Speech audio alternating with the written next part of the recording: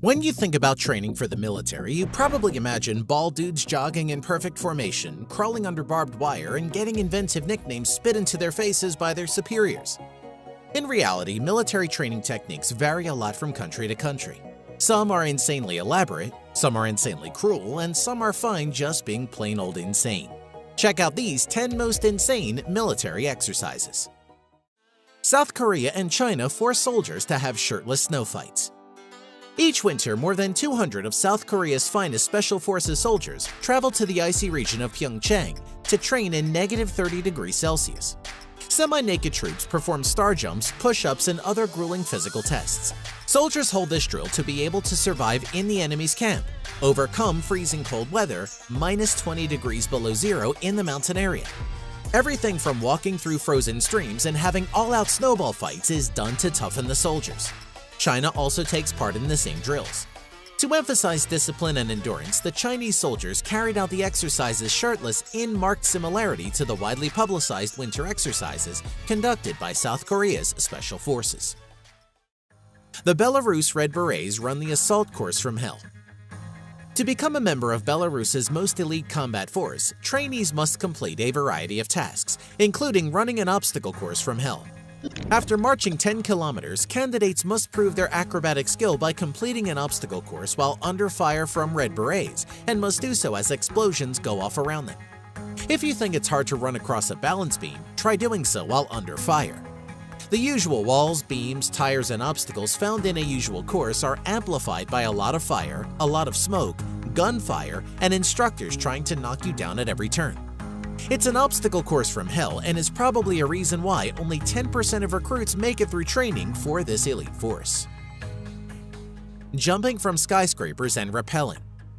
If terrorists ever try to take hostages in a Tel Aviv skyscraper, the last thing they'd expect is an anti-terror commando leaping in through the window. But that's exactly what the Israeli Defense Force anti-terror unit has been doing, jumping from the top of one of Tel Aviv's tallest buildings and rappelling down the side. Trainees must block out everything that's around them, focus only on the window, and wait for the command to move. Israel's Channel 2 cameras captured the moment recruits took turns jumping off the roof of the 49-story Azrieli Center. The exercise is aptly named Baptism by Height. SWAT teams in the USA also do a lot of this training, and it should be noted that many militaries take part in this death-defying training. Drown-proofing training. This is training done by US soldiers and is a very tough thing to pass. When the command is given, the bound soldiers hop into the deep end of a pool. There, they must bob up and down 20 times, float for 5 minutes, swim to the shallow end of the pool, turn around without touching the bottom, swim back to the deep end, do a forward and backward somersault underwater, and retrieve a face mask from the bottom of the pool, all with your hands and feet tied. If your ropes come undone, you must start over from the beginning. If your ropes come undone a second time, you fail. If you break your ropes, you pass, but don't try it.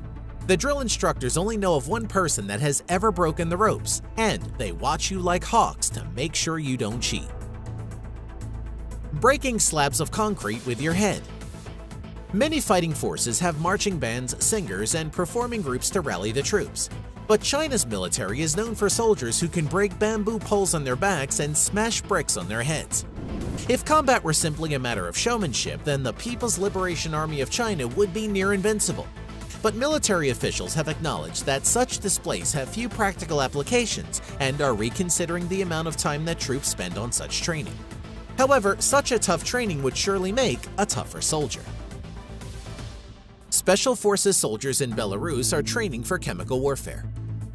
Servicemen from Belarus Interior Ministry's Special Unit must make the trek to Gorny, some 32 kilometers west of Minsk, to take part in chemical warfare training, in which they are exposed to chemical weapons and must learn to use their equipment to survive the training.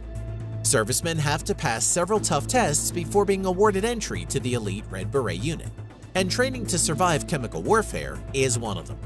The interesting thing about these special forces is that their training is mostly classified, as information about the training seems to be shrouded in secrecy. Belarus inherited their military from Russia after the breakup of the Soviet Union, and they also inherited their training procedures, which are a part of the Crimson Beret test. German Special Forces assemble a gun underwater while holding their breath. The Kommando Spezialkräfte Marine is one of Berlin's most elite units. It's one of the toughest commando units you've probably ever heard of. The Kommando Spezialkräfte Marine is Germany's answer to the US Navy SEALs. Part of the training involves assembling a gun while underwater with no breathing equipment. And yes, these weapons are the kind that can be used after coming out of the water. The first West German military frogmen trained in southern France back in 1959, which means the combat swimmers lay claim to being the longest-serving Special Forces unit within the post-war German military, on land and at sea. The KSM regularly trains with the US Navy SEALs in a partnership that dates back around 40 years. At any time, at least one SEAL instructor embeds with the KSM in exchange for a German frogman. Lebanese soldiers use a virtual reality to train. The idea behind this training is to practice your shooting skills without the risk of getting injured. Lebanese soldiers use a program called the Engagement Skills Trainer, which is provided by the US Embassy in Lebanon to the Lebanese Armed Forces. They started training using this in 2010.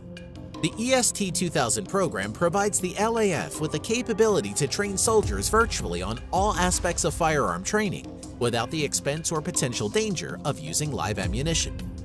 Despite this seeming like a new thing, virtual reality training has been used by American soldiers and other armies for quite some time now.